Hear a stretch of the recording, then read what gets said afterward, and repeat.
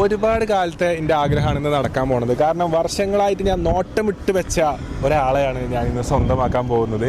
സ്നേഹിച്ച് പിന്നാലെ കൂടിയപ്പോൾ ഞാൻ ഒരിക്കലും അതെനിക്ക് ആളുകളെ എതിർത്തിന് ആ എതിർപ്പൊക്കെ അവഗണിച്ചാണ്ട് ലാസ്റ്റ് ആ ഒരു നമ്മളിങ്ങനെ ബന്ധത്തിലാകുമ്പോ ചില ആൾക്കാർക്ക് ഇഷ്ടപ്പെടണമെന്നൊന്നുമില്ല. അപ്പൊ തന്നെ അത് ഒരുപാട് ഇത് പറ്റൂല എന്ന് പറഞ്ഞിട്ടുള്ള അവഗണനകളും നമ്മളെ കൂട്ടത്തിൽ ചെക്കന്മാരനെ അല്ല നമ്മളെ കൂട്ടത്തിൽ ചെക്കന്മാരനെ ഇടക്ക് പലരും അനുഭവമാണോ അത് വേണ്ട, നല്ല ബന്ധമല്ല നമുക്ക് ചേരൂല ഇതിലൊക്കെ പറഞ്ഞു.